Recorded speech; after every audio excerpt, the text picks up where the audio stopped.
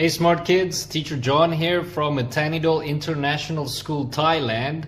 Welcome to another video. Today we're going to be talking about multiplying negative integers. Alright, are you ready? Let's take a look. Okay, so the first thing we need to do here is we need to follow some rules. So when we multiply a positive and a positive integer, our answer will be a positive. If we multiply a negative with a positive, my answer will be a negative. If I multiply with a positive and a negative integer, my answer will be a negative.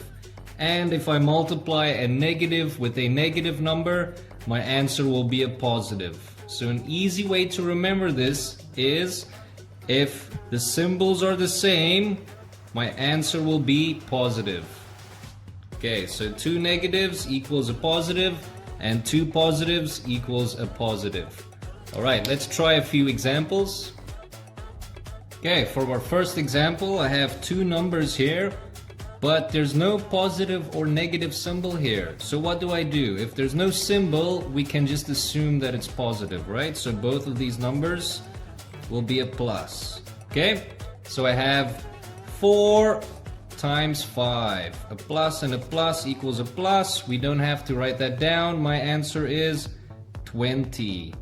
Alright, let's see what happens if I change one of these integers to a negative number. So I have negative 4 multiplied by 5.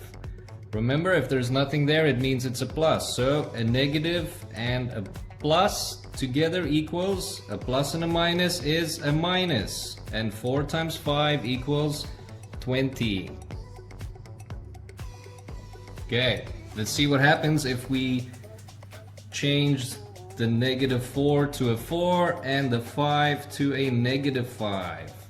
Now I still have a plus and a minus. So a plus multiplied by a minus equals a minus.